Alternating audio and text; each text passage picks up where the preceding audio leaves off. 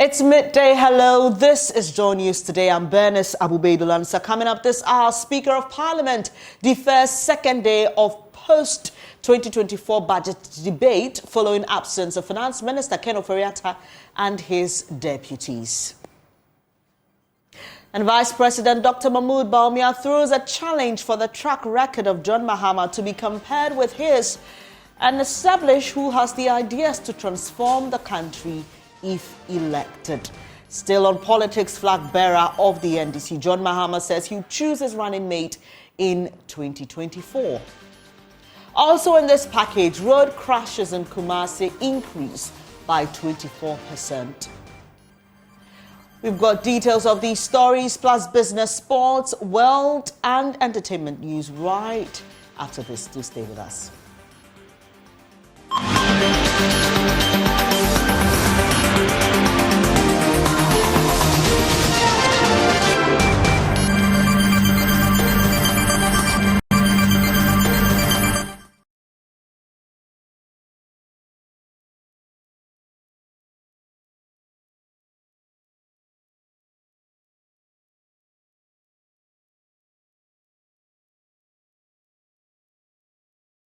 It's a pleasure to have you here. We are coming to you live from our studios in Kukumlemle, Accra, Ghana, streaming globally around the world via myjoyonline.com and on DSTV and GoTV. Thanks for your company. Now, Vice President Dr. Mahmoud Bawumia is asking Ghanaians to properly scrutinize former President John Mahama's policies. He says Mr. Mahama is deficient in innovative thinking, hence churns out policies that are not feasible.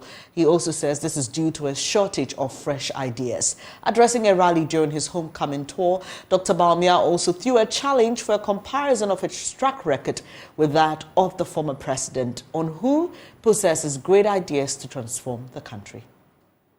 So what is this 24-hour economy that you want to bring? It is purely an issue for any business. If you feel you will make money opening 24 hours, there is no law preventing you from opening. But this is one idea that John Mahama thinks he has brought. It is a bad idea. It is an idea that has not been thought through. It is a bad idea. And so I want you to compare me and John Mahama. Who has the ideas to transform this economy? Who has the ideas? Who has the ideas? Yes, the track record of John Mahama doesn't show innovative thinking. It doesn't show ideas. The track record of Dr. Bawumia is idea after idea after idea after idea after idea. That is the difference. I tell you, I have my own priorities and I will have my own vision. When I become president, I will bring more ideas, and you will hear about them very soon. Now we'll be touching base on more political stories, but before that, the Ghana Boundary Commission is hosting a maiden experience sharing workshop on the development and operationalization of national boundary structures for some South African Development Commission countries and representatives of Ethiopia. The commission was chosen as a result of its impressive work in boundary issues in Africa. Speaking at that workshop, National Coordinator of the Ghana Boundary Commission, Major General Emmanuel Kotia, said the commission is ready to share its success story to encourage and empower boundary commissions in other African countries. The main objective of the workshop is to add to the strengthening of the capacities of the Boundary Commission of the targeted countries for decision-making on border or boundary governance. Among others, it will also include, but not limited to, having a continent with well-resourced national boundary institutions for the effective execution of their mandates. National Coordinator of the Ghana Boundary Commission, Major General Emmanuel Kotia, says the workshop will also discuss lessons learned and make proposals for what should be changed or reinforced. It's meant to assist the Southern African Development Cooperation countries to establish structures for their boundary commissions. And apart from the Southern African country, it includes Ethiopia. Now, what is happening is that the German government, using the conduit of GIZ, is trying to encourage a number of African countries to establish boundary commissions. Ghana's boundary commission is a success story in Africa alongside a few countries. As a result of that, they've selected Ghana to host this experience sharing workshop so that the various countries who are coming would be able to learn from our story so that they can establish boundary commissions that will assist clearly in the activities of cross-border cooperation along the African continent and in line with the African Union Convention on Cross-Border Cooperation. The selection of Ghana is because of the success story of the Ghana Boundary Commission. The Ghana Boundary Commission has been able to establish itself. We have a number of frameworks that has established the Boundary Commission. We have got strategic plans. We've got various frameworks that makes the Ghana Boundary Commission one of the outstanding commissions, boundary commissions in Africa. Apart from that, the success story is related to the activities that we have conducted with our neighboring countries, both maritime and the land sector with our neighboring countries, and various meetings and conferences that the Ghana Boundary Commission has participated and demonstrated the various documents related to our maritime domain. Deputy Lands and Natural Resources Minister in charge of Forestry, Benito Usubio, says soon a bill will be sent to Parliament to enable the Ghana Boundary Commission to also deal with internal boundary disputes. Until just 2021, it was just a commission, but it was only on paper. But then when the current coordinator was appointed, he transformed the entire boundary commission for it to be actually performing its mandate. Currently, this success story has gone round and is being admired by all countries across Africa.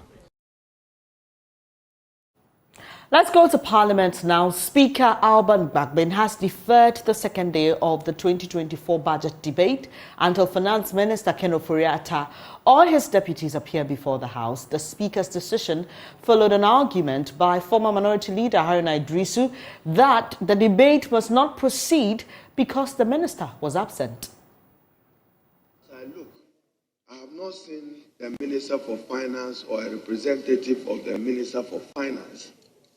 The Minister of Finance has another Minister of State and probably two other deputies. Mr. Speaker, budget oversight is our most important oversight function as Parliament. And budget oversight means a lot for the Ghanaian people. This is where we assure them that indeed the Parliament of Ghana controls the public purse and supervises the public purse for their good. It's important that the Minister for Finance sit in, and I'm sure, Mr. Speaker, you will want to hear this. You will recall even the days of Honorable Bawumia. He never missed an opportunity to be here and even to take notes and to walk around. Subsequently, we saw Honorable Setefe make an effort. I'm aware that the Minister for Finance himself is abroad on the critical negotiations with creditors on his bilateral and multilateral debt treatment. But at least before we commence debate, leader of government business, don't focus too much on what I know you are campaigning for. You'll get there. I will help you with prayers. Focus on Parliament and its work and exercise oversight over the ministers on behalf of the President in this chamber. Make sure that at least before the commencement of debate on the budget, there is somebody representing the Honorable Minister for Finance. Mr. Speaker, the comments we pass here are not for comments' sake. We want an improvement in the economic governance and economic management of this country.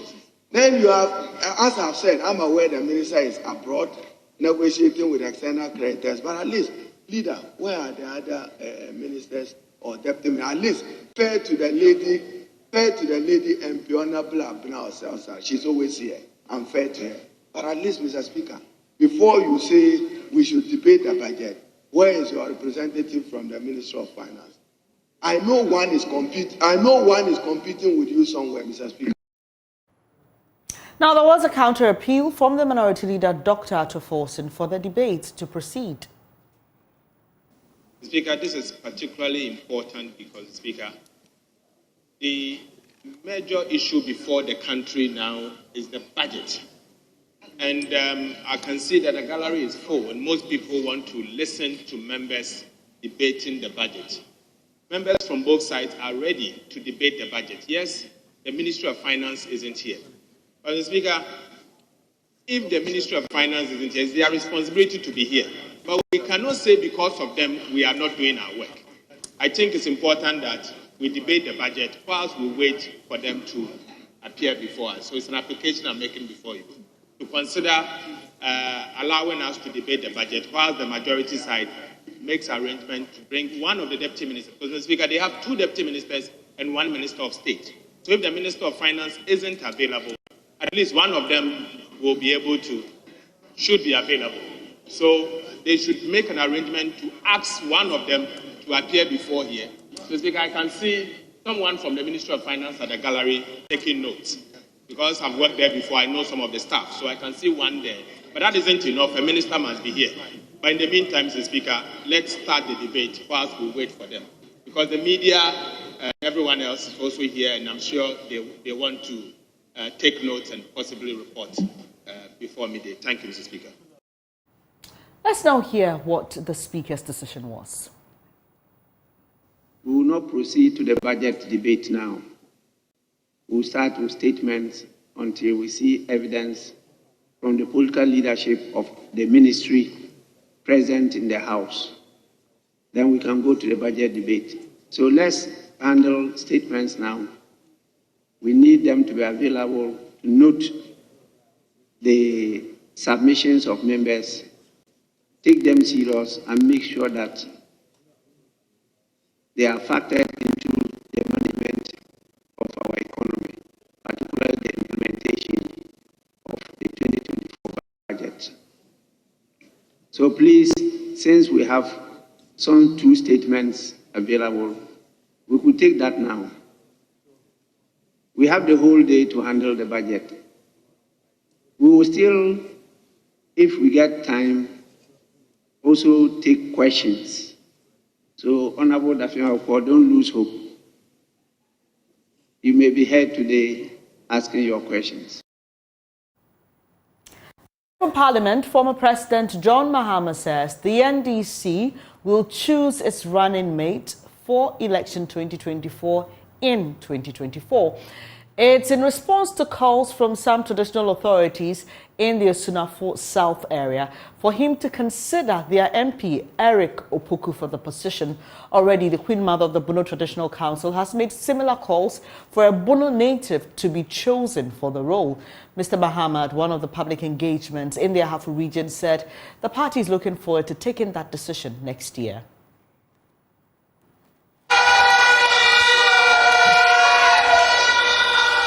No bien nim nipa otie oya hobrasini owo nimdie so oye nipa onyiyimu oye jumama obia na bra meye omampanyia me yiyi me ministers ono oye nipa baako a oye najuma yie papa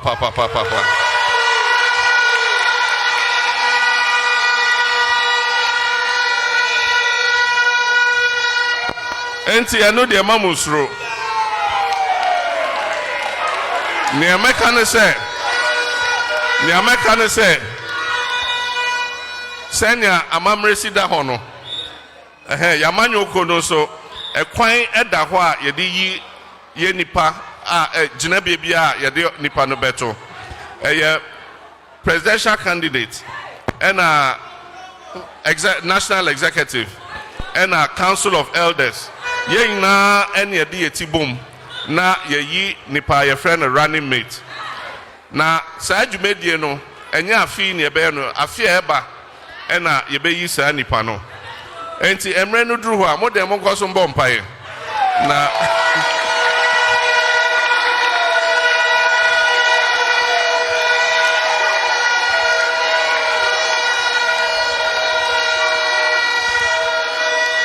moko so mbɔ.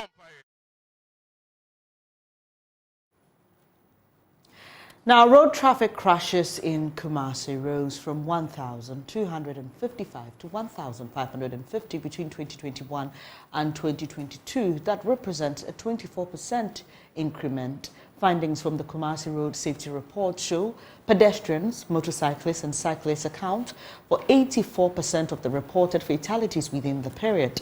Studies of road injury risk factors on selected corridors found that 30% of drivers in Kumasi were speeding. Here's a report by Clinton Yeboah.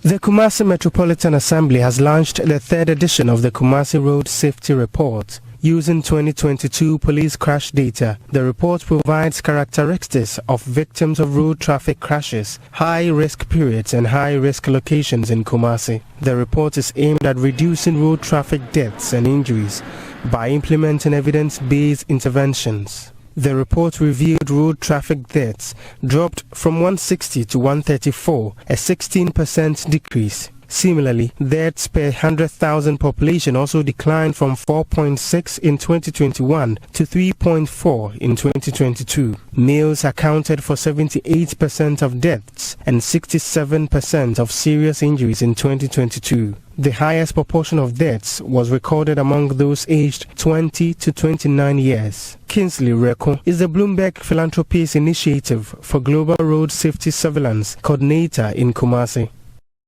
In 2022, police reported 134 fatalities. Out of them, pedestrians are the majority, and it's consistent from previous since 2017. Fatalities are recorded following crashes in 6 p.m. to 10 p.m.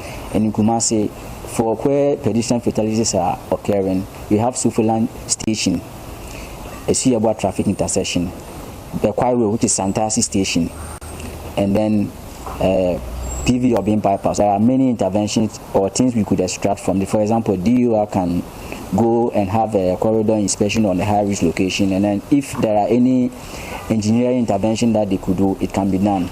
Also, based on mass media, GPRTU can pick it, and in any of their maybe education for their drivers and even the public. Kumasi Metro Chief Executive Samuel Pine, in acknowledging the reduction of the fatality rate, assured of stringent enforcement exercises. He disclosed plans to retool the police in the metropolis to curtail road crimes. When you look at the fatalities, mortality rate, a decrease between 2021 and 2022. But now we're also embarking on enforcement, which is the best that we can do.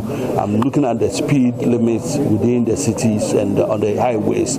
Also, we got in some equipment for the Ghana Police Service, that's the MTTD, to work with. We're also looking at road markings, where there are intersections, where there should be zebra crossings and all that. The use of the walkways that we're going to enforce and make sure that our city guards, that we train about 30 of them to make sure they embark on that activity. Again, we engage with the Ghana Police Service and the Road Safety Authority to also work. The report was enacted in collaboration with the National Road Safety Authority, Bloomberg Philanthropies Initiative for Global Road Safety, the Ghana Police Service, Vital Strategies, and Johns Hopkins International Injury Research Unit. Reporting for JoyNews, Clinton Yeboah. This is JoyNews Today with me, Bernice Abubedulansa. The Kumasa Technical University is awarding scholarships to students from communities affected by the spillage of the Akosombo Dam. This is coming at a time residents are counting their losses, with parents wondering how they will continue to fund the education of their children.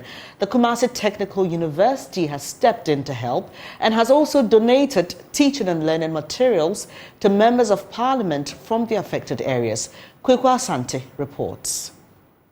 The education sector is perhaps the most affected following the spillage of the Akosombo Dam. Several thousand of students are currently out of school after their classrooms were turned into temporary shelters for persons displaced by the floods. Parents who have lost significant properties are worried about funding the education of their children. The Kumasi Technical University is now offering scholarship to female students from these affected areas to study in their institution. Dr. Charles Obin Sapon is University Relations Officer of the Kumasi Technical University. Now, the icing on the cake is the fact that the university has as well instituted 100,000 worth of scholarship for females who will be pursuing STEM education at Kumasi Technical University. The good news is that if the person gets this scholarship, it is for the entire duration of the program. That is 4 years. And so that is what we have thought that we should offer to these our young ones. The school also donated teaching and learning materials to MPs from the affected areas. Kumasi Technical University has brought these items, and this gesture was occasioned by the disaster that affected our brothers and sisters in some part of the world as a result of the Akosombo Dam spillage. And so these items you see are donation from the staff of Kumasi Technical University, the staff of Kumasi Technical University. So we have donated about 10,000 exercise books. We have assorted clothing and shoes. Since we are an educational institution, when the disaster came, what came to our mind was the question that how can these our young ones continue their education. In fact, that was the motivation for us to bring them these items. MPs for the affected areas who have been inundated with calls from distraught parents for support are excited about this gesture from the Kumasi Technical University. MP for Krachi West, Helen Aduantoso, who received the items on behalf of the MPs, thanked the school for this gesture. Big thank you to Kumasi Technical University for the exercise book that they have donated. We are told 10,000 exercise books.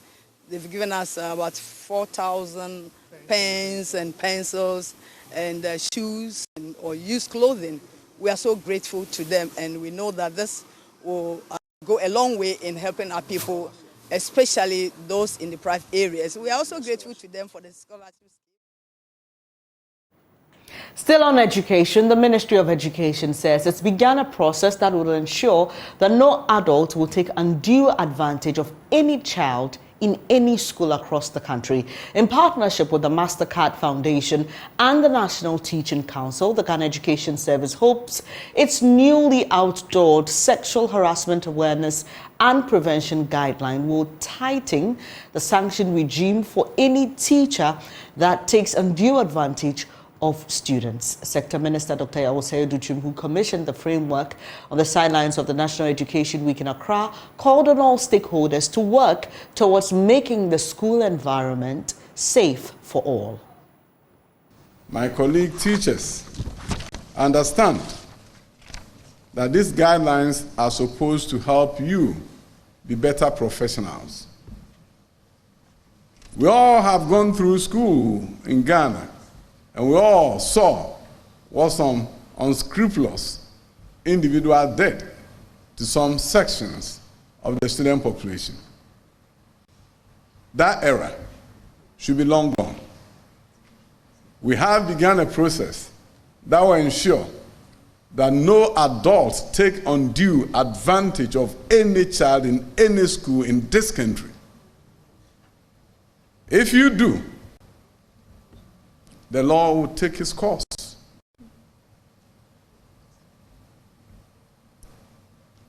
Imagine them as your daughters. They come home to tell you that somebody has abused them. If you were the father, would you be happy? You will not be. So let us all understand that we have to protect this young woman, protect this young man, make sure they learn they study, bring about the transformation that we need in this country.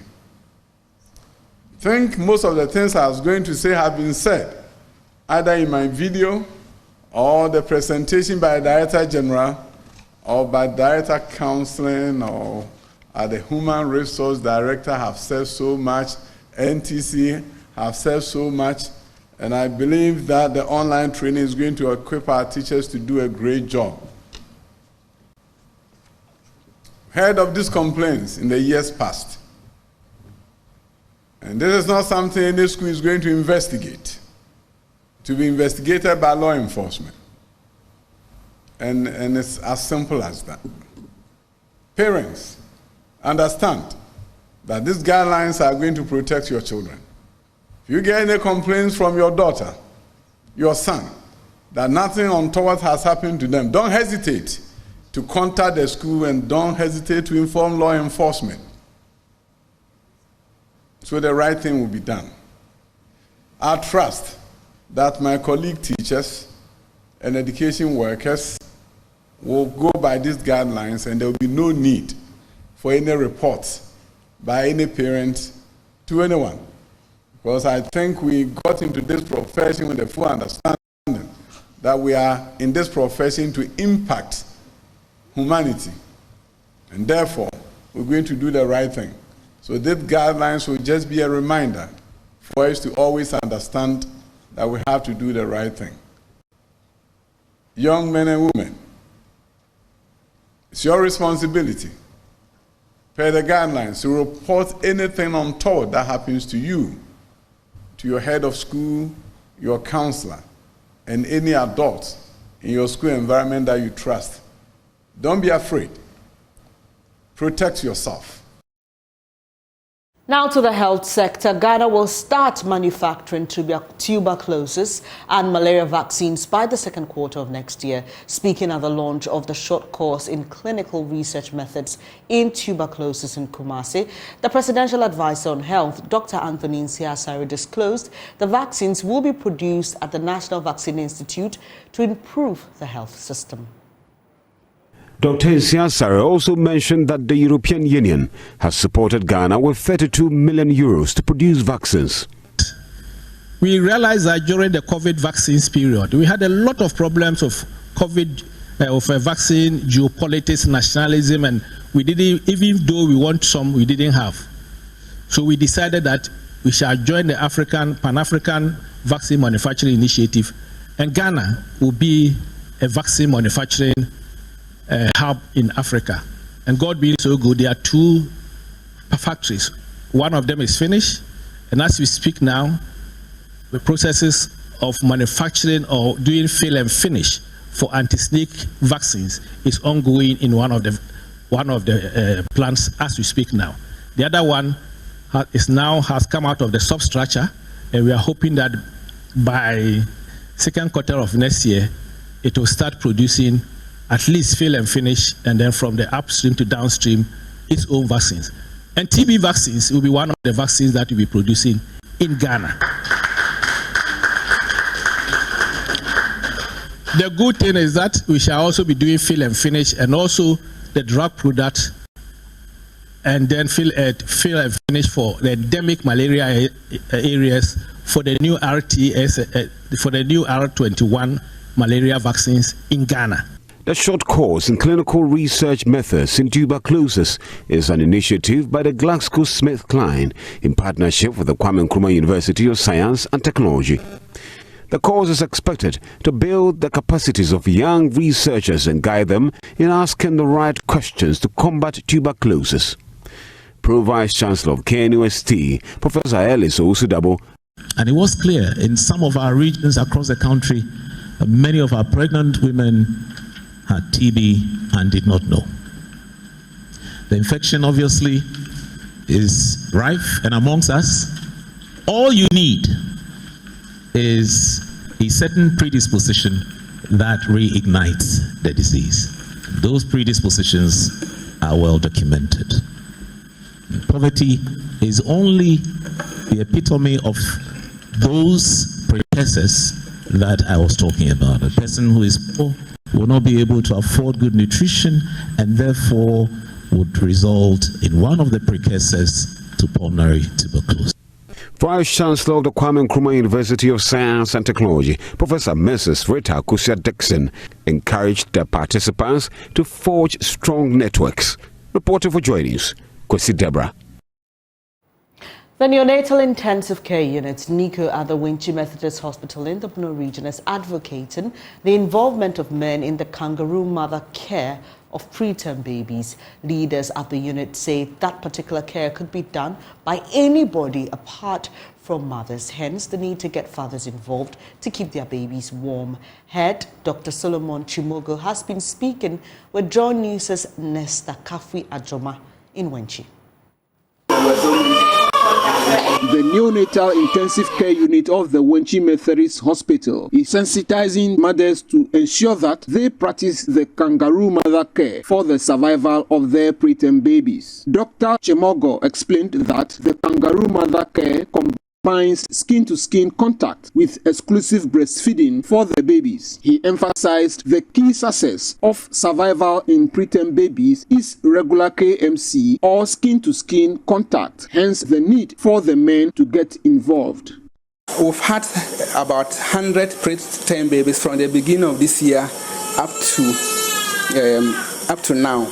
And as part of our awareness creation for this year prematurity celebration month, we want to drum home the message that small actions yields bigger impact, and we are focusing on immediate skin to skin everywhere. Studies have shown that when we do skin to skin, the baby's temperature is stabilized. It helps them in their weight gain, and then it even stabilizes or it helps to improve their breathing, or it prevents them from having breathing difficulties. So I want to advise the public that skin to skin also helps in the survival of premature babies, and it can be done everywhere, even when they go home. And it can also be done by anybody the father of the baby can do. So my fellow men, please assist your wives to help with the skin to skin. This can help to keep the babies warm and can help in their overall survival. Dr. Chimogo appealed for support to get a spacious facility to house the preterm babies to avoid congestion, which could cause infection and lead to death among the babies.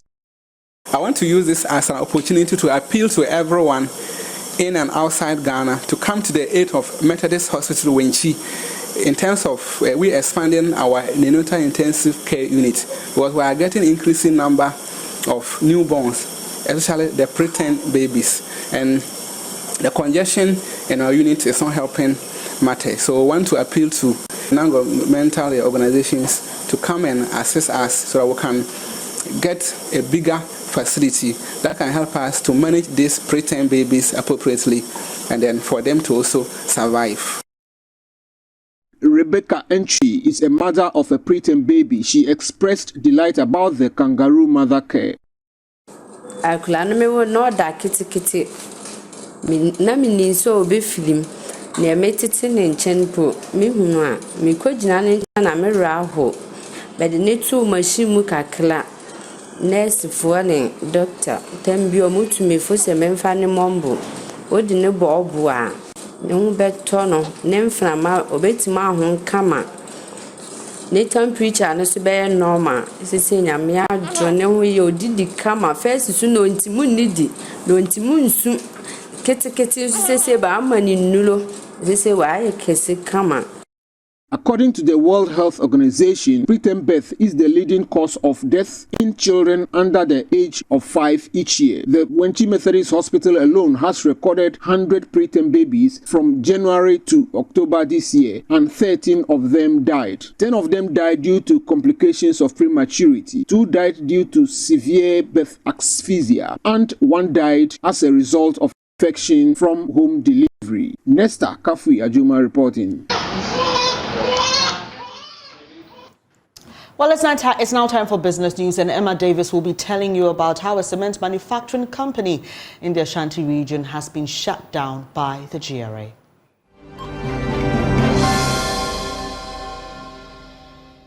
Welcome to the business segment on JoyNews Today with me, Emma Davis. A cement manufacturing company in the Ashanti region has been shut down, accused of using inferior materials in production. 2 directors of the Kumasa Cement Ghana Limited were also arrested on Tuesday in an operation by the Ghana Standards Authority and the Economic and Organized Crime Office. Nanaya Obwache has the rest of the story. Cement manufacturers in the Ashanti region were directed by the Ghana Standards Authority last week to suspend operations due to concerns over the quality of their cement products. Kumasa Cement Ghana Limited, however, failed to comply, informing the forced closure. The move is part of a large effort to crack down on substandard cement production across the country and protect consumers in accordance with the Ghana Standards Authority Act 2022. The exercise covers the prohibition of new cement factories pending a streamlined permit insurance process by regulatory institutions. Ashanti Regional Director of the GSA, Samuel Kofi Frimpong, spoke to JoyNews. Testing the raw materials, we went to all the cement producing companies in Ghana. We did everything, and after the analysis, the test results showed that they are not using the right raw materials, especially the limestone, for the production of the Portland cement. And that prompted us to then call them to a meeting to discuss the issue. Because first, you know, we are under trade and industry, so we also have to ensure that we improve the growth of trade and everything in the country. So we called them. They declined, they didn't come. We follow up with a visit to their factory. And then we met them over there, informed them they have to take steps to address the non-conformities that we have raised, because it will affect the production in the country. According to Mr. Frimpong, the Ghana Standard Authority intends to continue the exercise across the country to ensure producers comply with laid down requirements in the production of cements. 2018, we started what? National. It's not just Ashanti region. National exercise, what we call cement surveillance. It is a national exercise. It's not just a GSA exercise. It's a national exercise. So certainly we are going to continue. And it's something that we want to do, because posterity will judge GSA if we leave this exercise. Because we have started, we can't just leave it. And it's not only going to be just cement. Because the order or the instruction from the Director General is that the building code, being it iron rod, cement, blocks, concrete, whatever, we are going to ensure that the right materials are on the market. For JoyNews, Nana Boachi Dankweyadum, Kumasi. The Trust Hospital and its sole shareholder, the Social Security and National Insurance Trust, says it will collaborate to ensure the hospital makes some progress in profitability in 2024. According to the Chief Executive Officer for the Trust Hospital, Dr. Juliana Oye-Ame, the hospital will leverage its business strategy to boost operations. She spoke to Joy Business at its maiden business meeting with SNIT. Brought together key stakeholders, directors, and senior management to discuss the hospital's strategic direction, performance, and future plan. Chief Executive Officer Juliana Oye-Ame said the hospital is on a recovery path. The past 3 years have progressively been getting better. 2020 was a very difficult year for us because of COVID, and it impacted negatively on our bottom line. 2021, we started the journey of recovery, and steadily we've been making good progress in terms of profitability and quality care since then. We are involved with a lot of corporate social responsibilities, the flagship one being Pink October. In the year 2022, we screened over 6,000 women and men for breast cancer. So I think that's the most prominent CSR we have. Impact has been great in terms of increasing our throughput, increasing the publicity of the organization to the general public. It's impacted in the number of people who attend our hospitals and clinics for quality health care. We have set up a monitoring and evaluation unit, which is supposed to track each and every target that we hope to achieve in the strategic plan. That's all for business. My name is Emma Davis. For more business news, do log on to myjoyonline.com app. Now to the world of show business. There's been a growing perception that older gospel musicians are more spirit-filled than younger ones. Gospel musicians Pastor Joe Bichim and Uncle Ato say that perception is not entirely true, and they believe that there are young gospel artists who are as well spirit-filled. I have come to the conclusion that it is not always true. You see, it's not always, it is true to an extent, because even in the Bible, every older generation had something against a new generation. It's right there. You look at the Bible, you see it. Because of some of the experience and encounters they had with God, they felt that it's either watered down, or the people are not spiritual, or they are not praying or something. But I believe that God deals with every generation in a certain way. So I believe that amongst all of the new artists, God is using some to bless us. I mean, it's obvious. You get it. But we wish that we will see more of God and less of certain things. I think probably more time with the Lord, spending more time with the one who has called you, so that he will impart you, that you can impart others. Our generation is a fast-moving one. We want everything fast, we want everything quick. Sometimes the eagerness to be out there, sometimes you are not careful, it overclouds your waiting. But the more you wait, the heavier and the more impactful you become. Big Chef, but that'll be all for this edition of JoyNews Today. I'm grateful, and my team and I wish you the very best of the rest of the day. But you can get more news when you log on to myjoyonline.com. Marketplace with Darryl Powell is up next.